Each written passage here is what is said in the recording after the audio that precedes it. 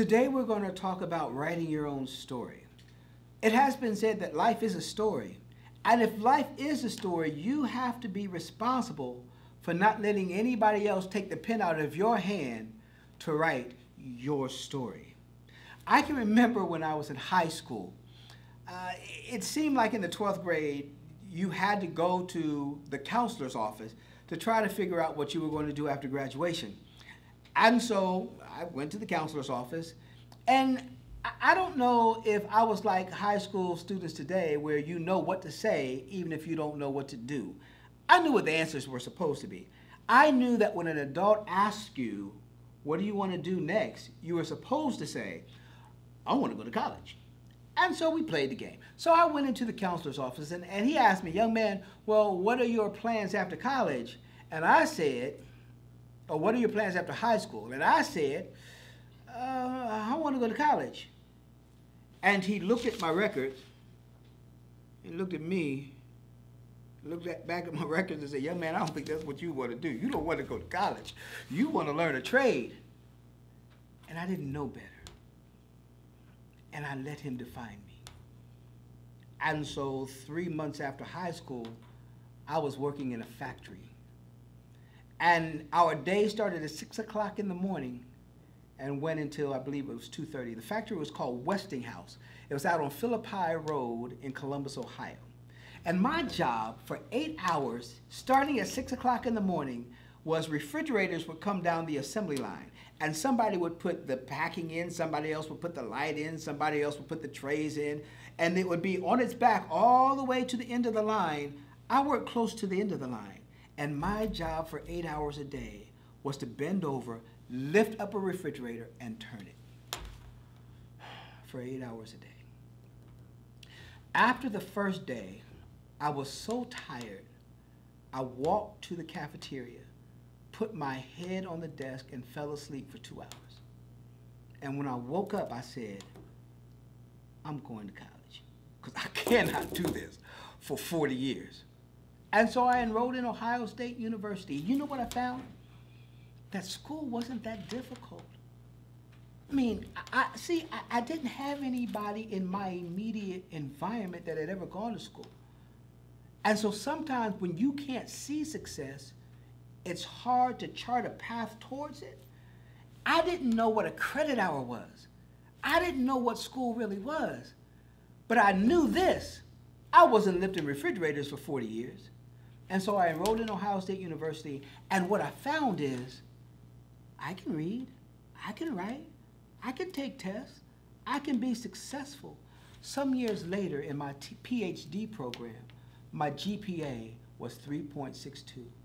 And now I'm a fully tenured professor at a local college in Columbus, Ohio, and I wish I could find that counselor that told me that I shouldn't go to college. While I would blame him, I also have to admit that some of the blame is on me because I let somebody else define me. You can't let anybody define you because they'll always define you too small. Why does that happen? Because inside of you there are things that nobody else can see. They can't see your integrity. They can't see your drive. They can't see your desires. And all he was looking at was a record that said, this person doesn't want to be in school. He couldn't look, and so he was trying to look into my future by judging my past. There's absolutely nothing that you or I can do today that will change our past, but everything that we do today will change our future. And so I've said that you can't let people define you because they'll always define you too small, but you also can't let people define you because they might define you too large. How many of you have ever known somebody that has tried to tell you what you were going to become or what you should do because of the way they saw you?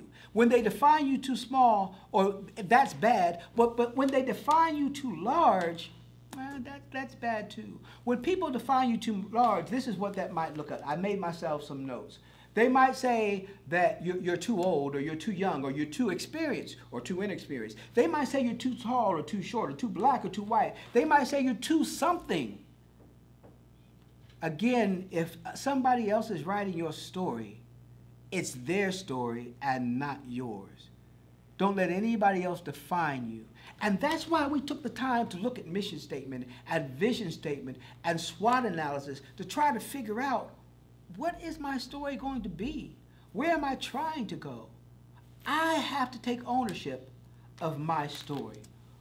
When you know your worth, no one can make you feel worthless. I remember somebody once doing this analogy with me. They took out a $100 bill. And in that $100 bill, it was crisp, it was clean. It was, let me find a clean one for you. Here's a good one. And they said, these are only 20s, but play with me for a second. And so they said, this is a $100 bill. And in class, they said, how many of you would take this $100 bill if I gave it to you? And the class raised their hands. And then they did like this. And they threw the $100 bill on the floor. And they stepped on the $100 bill. And then they picked up the, I've lost my $100 bill, oh my God. And then they picked up the $100 bill and they said, how many of you would now take this $100 bill? And everybody raised their hand. So, well, wait a minute, I've crumpled it up, I've stepped on it, it's dirty now, it's crumpled. Why would you still take this $100 bill? Because the value of the $100 isn't found in what it's been through. The value of the $100 is found in what it is. And I don't know what you've been through today. I don't know who's tried to define you. I don't know who's told you that you won't make it, that you're too big, or that you're too small. But I do know this. When you were born, there was value in you. Don't ever let anybody tell you what your worth is. Don't let anybody tell you that you can't go where they've never been. Don't let anybody tell you that you can't go past the stars when there are footprints on the moon. The lesson today is simply this. You and you alone are responsible for writing your story. Write it well. Reuel Barksdale is an organizational development specialist with over 30 years of corporate experience. As an assistant vice president of a Fortune 500 corporation, he had direct responsibility for the design, development, implementation, and evaluation of strategic organizational goals. Mr. Barksdale had complete responsibility for regional and corporate level management of human resources training in sales, marketing, management, and diversity. Mr. Barksdale is currently a tenured professor at the Business Programs Department at Columbus State Community College in Columbus, Ohio. He teaches organizational behavior, business management, interpersonal skills, and human resources management.